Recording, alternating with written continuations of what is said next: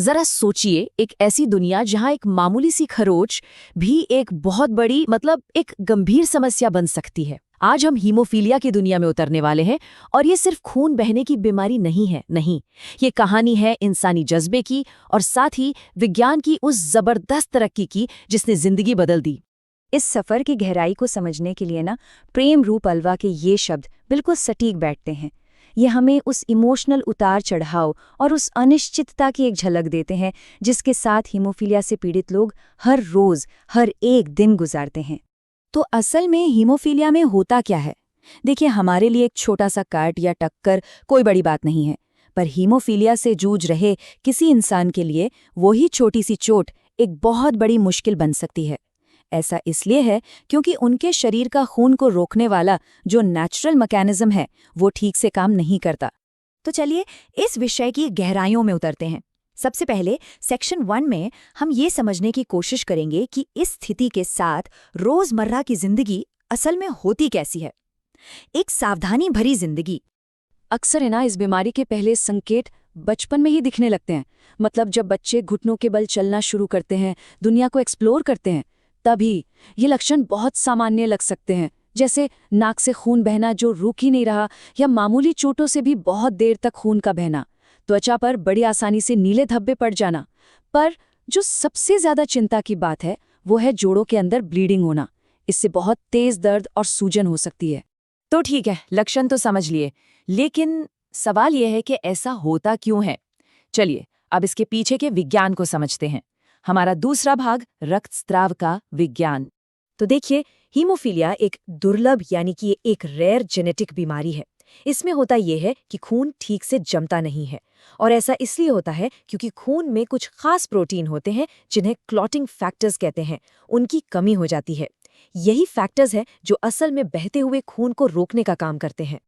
अब हीमोफीलिया के भी मुख्य तौर पर 2 प्रकार हैं। पहला, हीमोफीलिया ए, इसको क्लासिक हीमोफीलिया भी कहते हैं। ये क्लॉटिंग फैक्टर नंबर 8 की कमी से होता है और लगभग 90% मामले इसी के होते हैं। दूसरा है हीमोफीलिया बी, जिसे क्रिसमस डिजीज के नाम से भी जाना जाता है। ये फैक्टर नंबर 9 की कमी से होता है और ये पहले वाले से कम आम है। और ये जो बीमारी है ये एक्स क्रोमोसोम से जुड़ी हुई है। अब इसे ऐसे समझिए, पुरुषों में एक एक्स और एक वाई क्रोमोसोम होता है, महिलाओं में 2 एक्स क्रोमोसोम होते हैं। तो अगर पुरुषों के उस अकेले एक्स क्रोमोसोम में कोई गड़बड़ी हो तो उन्हें ये बीमारी हो जाती है। वहीं महिलाएं वो ज्यादातर इसकी वाहक कैरियर होती हैं, क्योंकि उनका जो दूसरा स्वस्थ एक्स क्रोमोसोम है वो इस कमी को संभाल लेता है। तो ये स्लाइड हमें दिखाती है कि असल में शरीर के अंदर होता क्या है।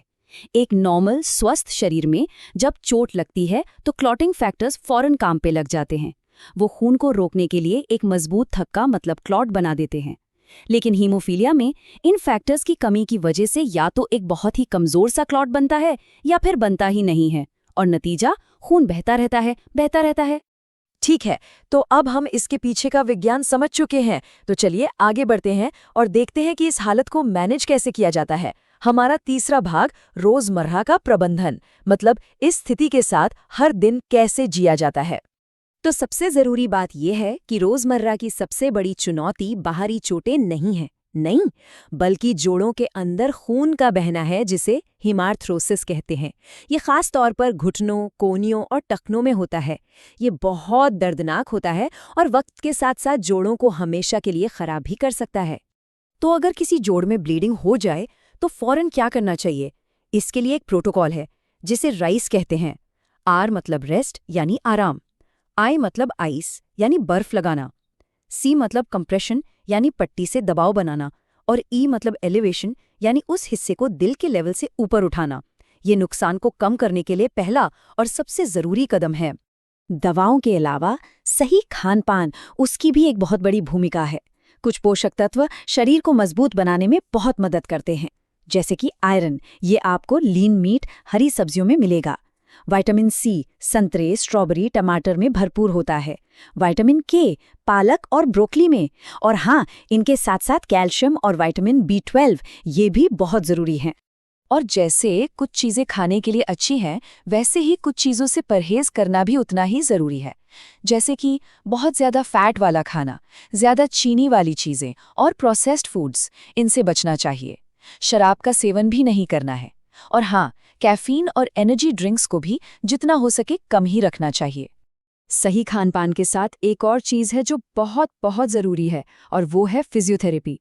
ये जोड़ों को लचीला बनाए रखने में मदद करती है, उनके आसपास की मांसपेशियों को मजबूत करती है और लंबे समय में होने वाले परमानेंट डैमेज से बचाती है। ये इस कंडीशन को मैनेज करने का एक बेहद ज़रूरी हिस्सा है। अब हम आते हैं उस हिस्से पर जिसने हीमोफीलिया के साथ जीने के तरीके को पूरी तरह से बिल्कुल ही बदल कर रख दिया है। चौथा हिस्सा, इलाज में एक क्रांति। इलाज का ये सफर वाकई अद्भुत रहा है। सोचिए, 1970s के दशक से पहले सिर्फ पूरा खून या प्लाज्मा चढ़ाने का ही ऑप्शन था, जिसमें इन्फेक्शन का बहुत ज्यादा खतरा रहता था। फिर आए प्लाज्मा से बने फैक्टर कॉन्सेंट्रेट्स। 90s के दशक में तो एक क्रांति ही आ गई, जब लैब में बनाए गए रिकॉम्बिनेंट फैक्टर्स आए।